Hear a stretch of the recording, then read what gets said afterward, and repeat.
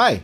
In the last video, we talked about the concepts of diegesis and mimesis, and the value of rendering judgments about literature that are first grounded in something diegetic to the narrative, and then interpreted through the lens of mimesis. In this video, we're going to go several steps deeper into the concept of diegesis. We're going to look at complex diegesis. By complex diegesis, I mean stories that have layered and intentionally complicated story details, and complex and often fractured, distorted, or manipulated diegesis, and how Death Stranding's narrative fits in a larger picture of complex narratives. And so we're going to go through a lot of vocabulary, we're going to look at a bunch of examples, and hopefully we'll be able to contextualize Death Stranding well enough to truly see its significance in the world of literature. So first, some vocabulary. Intertextuality is kind of the banner term that we're going to be delving most deeply into in this video. And it's a broad term, meaning the shaping of a story using references to other stories. And it happens in a number of ways. And the specific ways we'll look at in this video are allusion, quotation, and transposition. Allusion is what happens when symbolism isn't just trying to hint at abstract concepts alone, but also couple that meaning with how they're used in another work. In Death Stranding, the motif of ropes and sticks alludes to the work Nawa by Kobo Abe. And the way we know that is because of a more concrete form of intertextuality called quotation. And quotation is just as it sounds. You probably don't need a deep definition of quotation. Authors use direct quotes and textual fragments from other works to draw allusions to those works. In the case of Nawa, the rope and stick allusion is made concrete by the inclusion of a direct quote from the story at the beginning of Death Stranding. And Nawa mirrors many of the themes of Death Stranding and therefore helps to solidify a proper understanding of these symbols in the game. The rope and stick in Abe's Nawa have myriad meanings, but the primary meaning that Kojima is drawing on is how the rope is often used to keep things close to us, to connect us to the things that we care about, and how the stick is a way of disconnecting and keeping things at bay, keeping things far away from us. And I have to admit that Nawa is a little bit of a difficult work for me to analyze because there aren't that many translations available of it out there. In fact, the only full translation that I could find came from Tim Rogers from Kotaku, and in fact he translated it just before the game came out. And now I have read it, and one of the interesting things is how often the concept of rope and stick, specifically rope, are continually recontextualized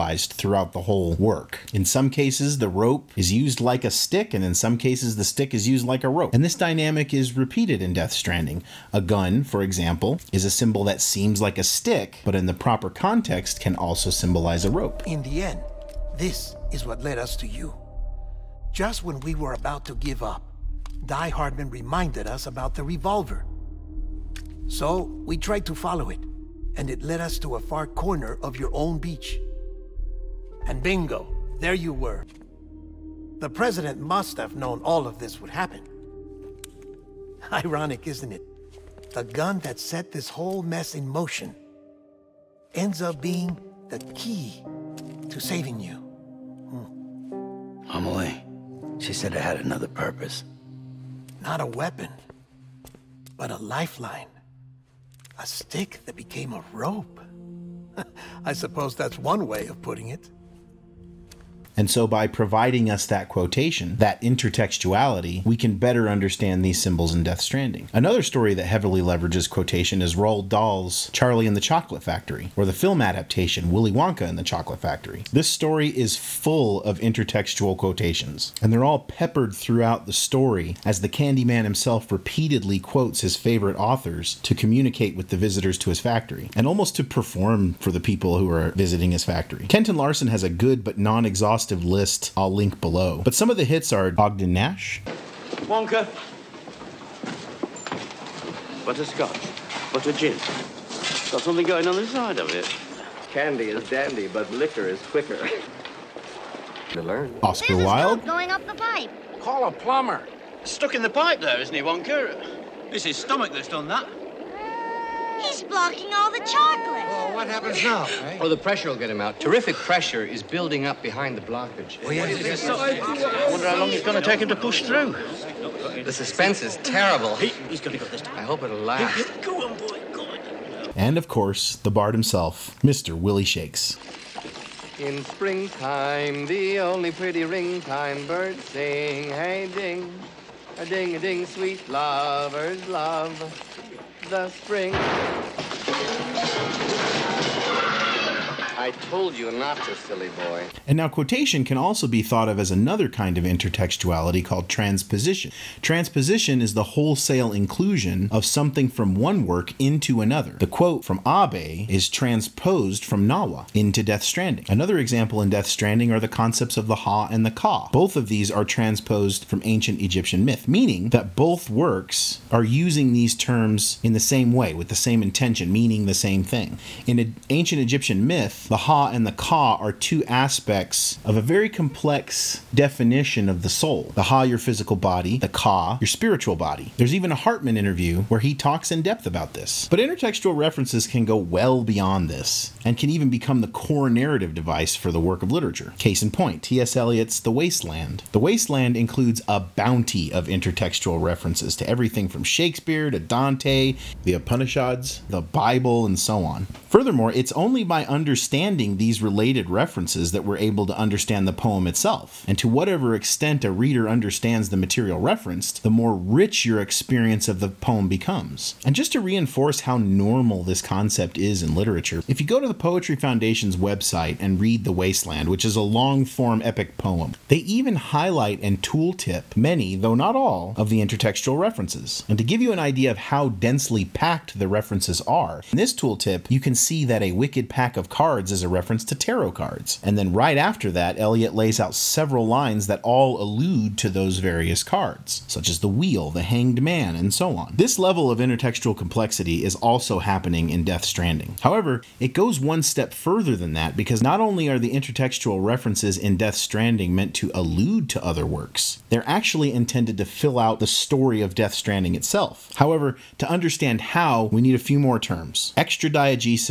and metadiegesis. If something is extradiegetic to a story, it means that it's not happening within the story's world itself, but does occur in the work itself. For example, episode titles are extradiegetic, but that doesn't mean they have no meaning on the story, right? Each episode title is named after one of the characters, and knowing this helps you understand why the events of that episode are so relevant to the namesake character, even though they're not happening in world. The quotation from Kobo Abe is extradiegetic. The songs that play while you're on the road from Low Roar are extradiegetic. Now, metadiegesis is different, and this is the one we really need to focus on, because metadiegesis refers to the part of a diegesis that is embedded in another diegesis. And this can play out in a few ways. Forrest Gump is a great example. Forrest Gump has a meta-narrative where the story we see play out in scenes is actually the telling of Forrest's own life at a bus stop to just, a number of potential bus passengers who sit next to him while he waits to go see Jenny. Forrest tells the entire story from his perspective while he's sitting at that bus stop.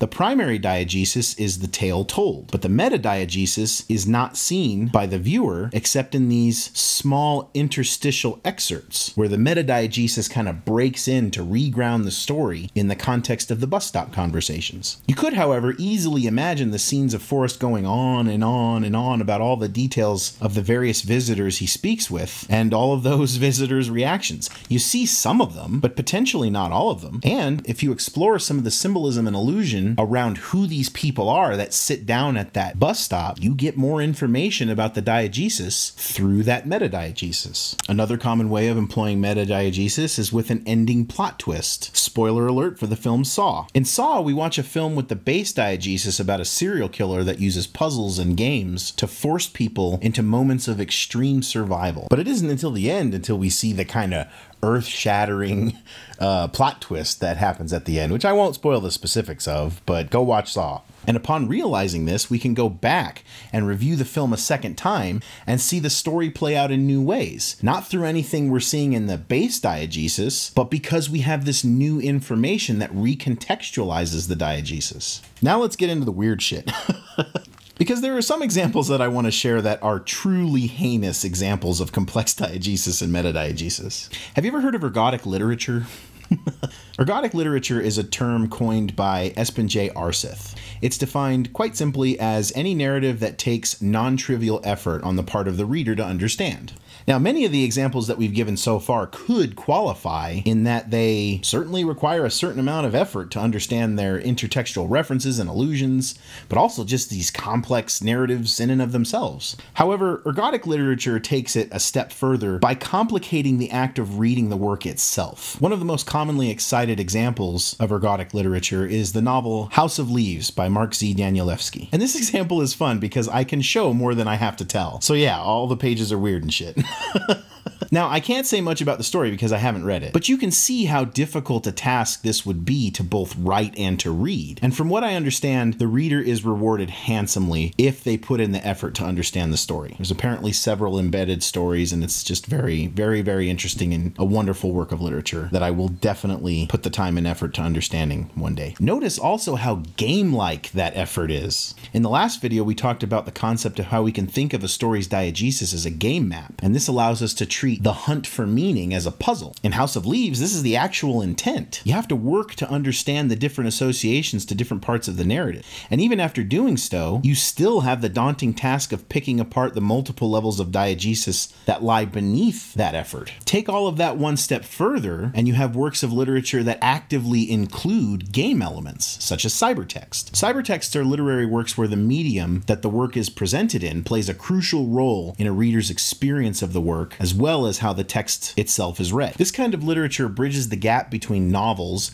and games, because the reader has some agency in the outcome of the narrative and can even experience different outcomes on subsequent reads or playthroughs. There's a ludic quality, meaning there's a quality of play. You play these books just like you play a game. Even if your agency is only limited to a few set paths, you still must employ that agency. You still must take part in the game. A choose-your-own-adventure novel could be thought of in this vein. In film, this idea is implemented in things like Bandersnatch, an episode of Black Mirror where the character in the story gives over some agency to the viewer, and the viewer is tasked with selecting certain story outcomes. Now, with all that shit out of the way and all those examples in mind, we have finally reached the threshold of what is so amazing about Hideo Kojima's work. Now, I want to reiterate something I said early on in this series, which is that what I am sharing in this series is the current status of a much larger body of research I intend to conduct, which itself will take years. It will definitely take years to complete in full. So take the following claims with that in mind. I have a long way to go before I can position Hideo Kojima's work in the larger context of literary studies, especially to do so with some authority. But for now, my working hypothesis is that Hideo Kojima's Death Stranding includes a truly novel form of intertextuality, one that I am having a hell of a time trying to compare to anything else. And this is because of what I've said about the films. The films that are referenced by the game, such as Die Hard, Amelie, Anomalisa, each film doesn't just aid to understanding the characters and the themes, like your average intertextuality. These films are one component of the story's meta-diegesis. Now, they aren't the only component. Hideo Kojima's games, the literature references, the science concepts, all of those things form an intensely complex meta-diegesis. And what's interesting about the films is that what they include, what they offer, what they affix to the narrative is their own narrative. Case in point, the film Anomalisa. Anomalisa tells you the story about Cliff and Lisa's relationship prior to the events of the game. It suggests to you how they met. It tells you who they are to one another. But it only goes so far, and the other films pick up the rest of it. I've said before, Amelie tells you about the period after the death of Cliff and Sam, after Sam arrived on the beach. It gives you deep insight into who Amelie was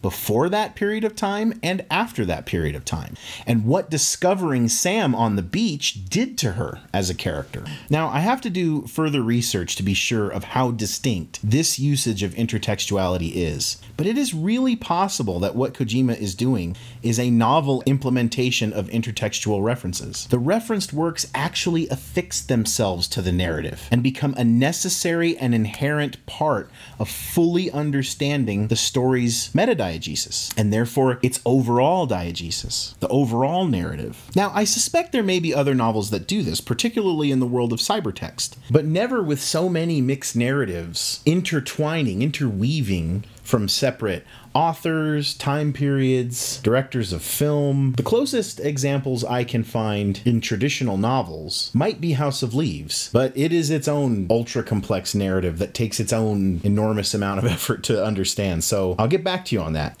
And I actually have some suspicion about the Dark Tower series, but I'm not as familiar with that yet. Still have research to go. Are you familiar with the Dark Tower series? If so, leave a comment. If you have thoughts or if this is similar, what my research is telling me is that this is not how the Dark Tower series works, but that isn't definitive. So if you know things about the Dark Tower series, let me know in the comments. What I can say about the Dark Tower series, however, is that those narratives are all dependent on understanding the work of a single author and how the works in his universe align, which I think you could certainly say has happened. Authors create universes unto themselves all the time. So if this is a novel form of intertextuality, and you better believe I will find out, I want to offer a few potential terms we could call this. And while I'm no linguist, here are the terms that I think might fit. First, synthetic intertextuality. This term would focus on the synthesis of the two narratives into one narrative. And the next two terms basically do the same thing, same but different. Convergent intertextuality and unified intertextuality.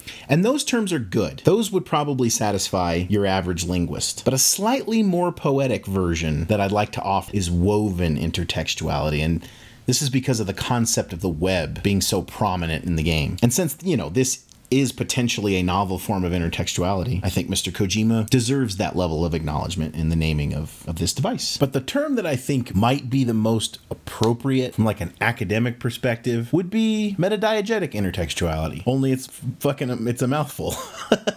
Metadiegetic intertextuality. I do think this is the appropriate name, just from like a scientific, linguistic point of view, because the metadiegesis is what is impacted with this particular form of intertextuality. So regardless though, what is your favorite? If you follow this idea, if you get what I'm saying, tell me what you think your favorite is.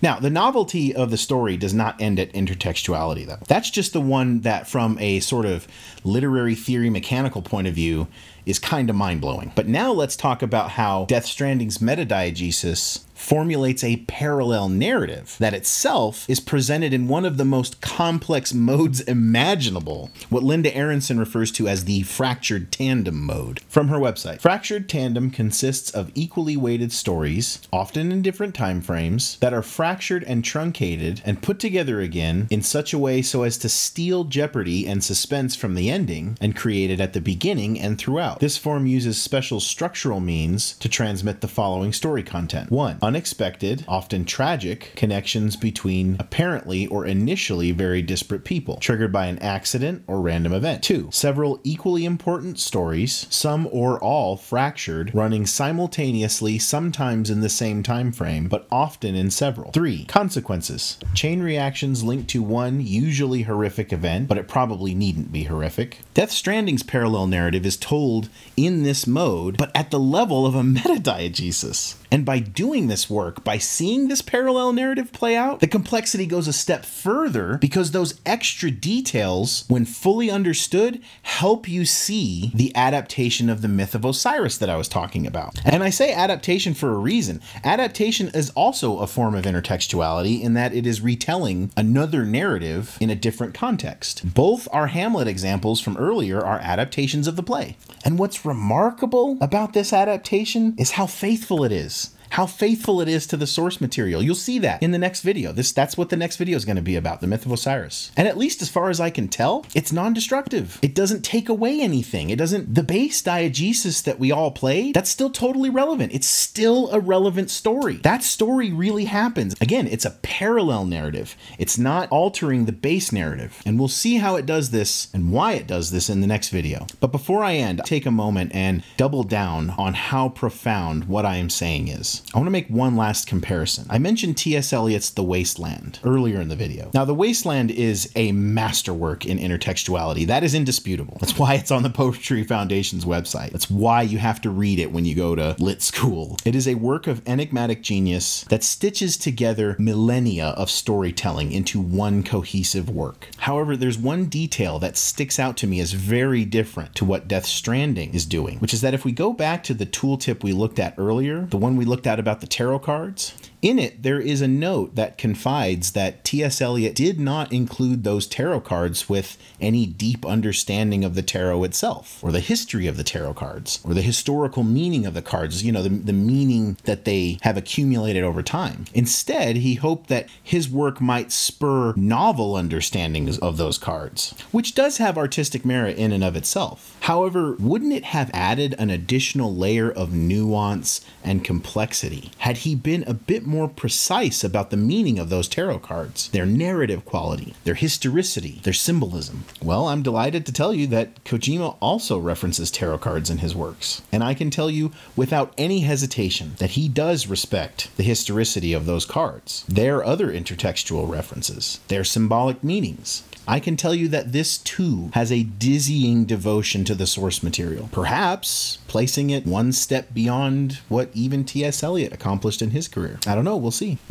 One last parallel between The Wasteland and Death Stranding, which is the reception of both works. I'll link an article from LitHub that came out just last year about the critical reception of The Wasteland. It was published by Jed Rasula from the Oxford University Press, and in it he discusses how The Wasteland was largely panned by critics at the time. It is an article that is definitely worth a read, but just to give you some of the lines that were used to describe The Wasteland when it was published, a hodgepodge of grandeur and jargon. Story set up. But if you think that playing the role of a courier makes it sound as though Death Stranding could be one continent-spanning 40-hour series of glorified fetch quests, it's because that's exactly what it is. A parade of pompous erudition. First of all, I don't know how you call something pompous erudition and not like be pompously erudite yourself, but what the fuck ever. BTs becomes the lengthy, unskippable animation that plays when your Audra deck unfolds. It's like, we get it, Kojima, you've read Cares of a Family Man, we don't need evidence of that shoved in our faces every 5 minutes. Deliberate mystification. Or at least it isn't expressed in a way that's particularly interesting. Like, what he expresses is that he's sad. He's sad that that is what happened, and that, you know, his BB was taken away, and, you know, like, fucking, like, I get it, dude. You're mopey about this. You're unhappy about it. I get it. But you aren't expressing anything here that isn't just very base level, like ennui, like upsetness about it. Like, it's just sort of, it's just there. A phantasmagoric fade out of God. What the fuck?